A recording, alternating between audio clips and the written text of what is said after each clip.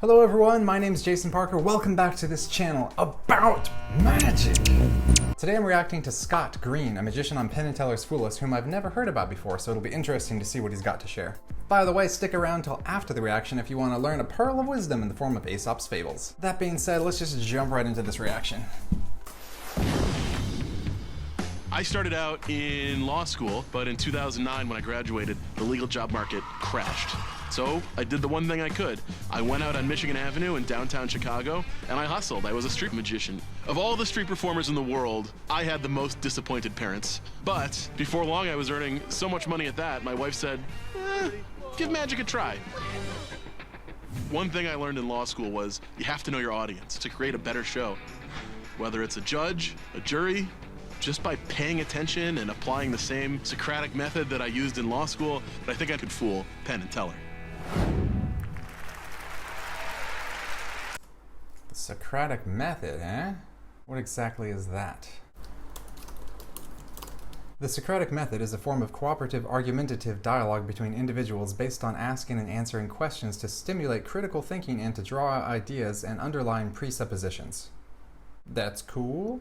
Also about the economic crisis, yeah, that really sucks. In fact, I remember I had just bought my house the year before for a certain value, and then the next year the economic crisis happened and the value just plummeted immediately after that. And to pour salt on my wound, then President Obama came out with a stimulus package where you would get like $7,000 off of a new first home purchase, and I had just purchased my first home. Anyway, yeah, really bad memories. Just wanted to share something really depressing with you. But it got better, as you know, that we've recovered from there. So, back to magic. Yeah, anyway, that's cool that he studied law, and then because of that situation, he ended up doing magic. Let's see what he's got.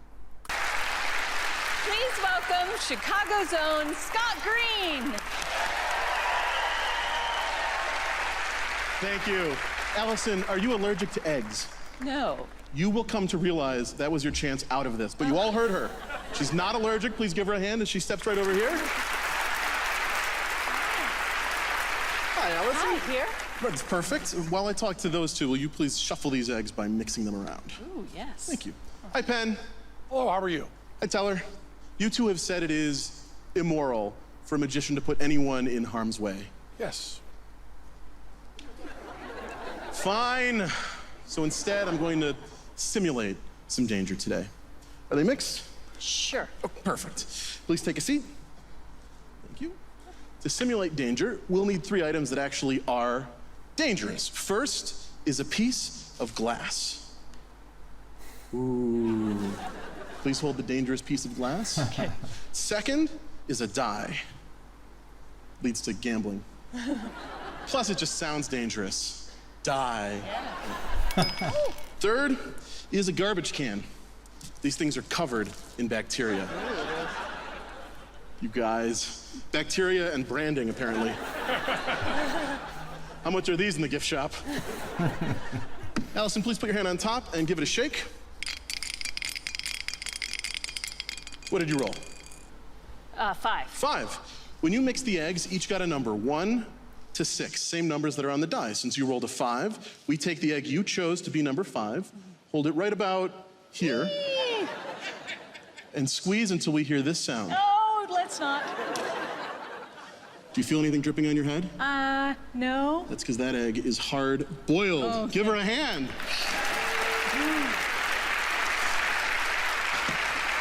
Please shake again. Well, that was egg-citing. 2. Host a game show, they said. It'll be fun, they said. I had 2. It seems dangerous until you realize all the eggs are hard-boiled, I hope so. except one of them. Oh, please not that one. You survived. That is hard-boiled. Give her a hand. It was exhilarating. 4. That's okay, that's okay. You 5. mix the eggs. 5. It was 5. Let's do You it. mix the eggs and you're shaking the die, so if this goes wrong, who do you think gets blamed? You. Yeah, they always blame me. How is that fair? It's okay. The raw one is actually good for your scalp. It helps exfoliate. It prevents eczema. Hard boiled. Give her a hand. That's hard boiled. Okay. We need a 1, a 3, or a 6. 3. Are you enjoying this egg experience, by the way? Well, I like the puns. Just don't want you to have an existential crisis. I'm doing these eggs temporaneously. Can you believe it? Yeah. Oh. Hard-boiled. Hey. Give her a hand. That's hard-boiled.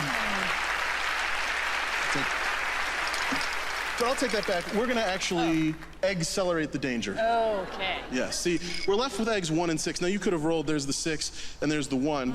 But instead, this last choice is completely up to you. Please take either egg. Can I spin them? Hold on to it. Don't let me near it again. Oh, wait, no, do this one. 1, 2, 3, 4, Okay. 5. We started with 6 eggs is what I'm trying to say. We started with 6, but we're down to 2. The odds that this one is raw have increased exponentially. The danger is extreme. Yeah. Here we go. Hard boiled, give her a hand.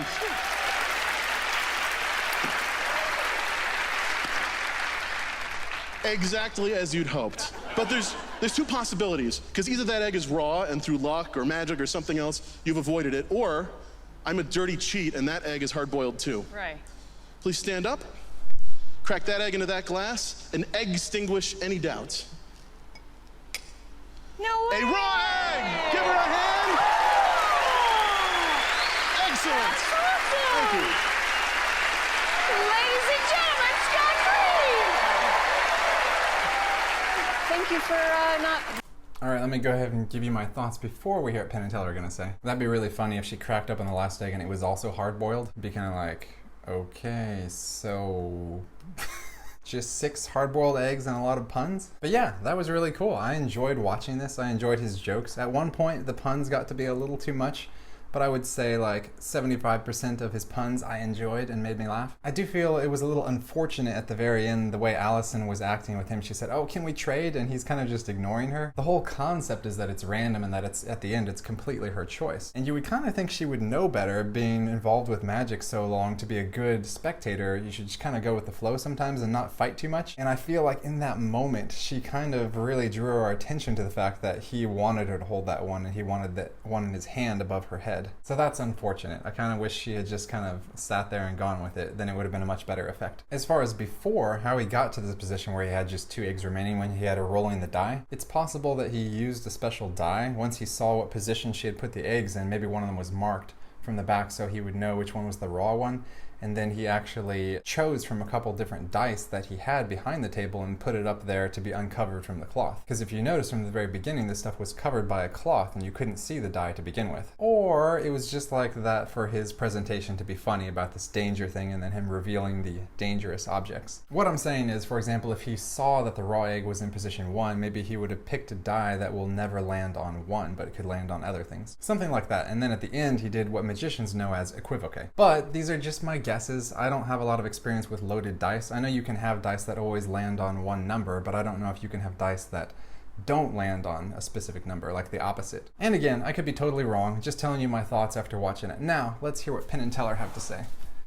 Dousing me in raw egg. I get thanked for that a lot more than most people. I bet. And you have children, right? I have 2 kids, Harrison and Jordan. They're sitting right down there with my lovely wife, Michelle. We watch the show together all the time. So. Do they ever help you with your magic tricks? They do. My son got to come with me on air last year for Take Your Kid to Work Day. Was that helpful? It was great. It was a lot of fun. And now he asks me when he gets to go back on television, and I tell him, just worry about kindergarten. Smart. So do you come from a long line of magicians? I come from a long line of manufacturers representatives in the furniture industry. Oh, okay. So this is a natural that I'd be here. Yes, I see. Yeah, I went to law school, and I passed the bar, and then I realized that this was a more honest way to lie for money. Okay. Nice. Thank you, Scott. Let's see if Penn and Teller know exactly how you did it. Penn, Teller. Yes. Teller has your book, Scott. Excellence of Family Magic. He loves it. He was just telling me how great it was. He was raving about it. Good book. Thank you. And it's a good routine, all the puns. We also love the idea of taking something that is ultimately harmless and making it the danger in the trick. I just think it's so nice to keep that within the morality that we don't want to see anybody hurt, but we'd be thrilled to see a raw egg broken on her head. It's a perfect combination. I want to point out to people that she did actually shuffle the eggs any way she wanted. She had a free way to move that around. It's a wonderful routine. We liked all the puns, even though the die wasn't exactly what you said it was, and that there may have been a equivoque, but it was a great trick. I think with those two things, you have some sort of idea that we might know what you're doing, but if we're not right on those, then we have been fooled and we will take it. All right, so do you understand what they're saying? Yeah, they're saying it's time to exit.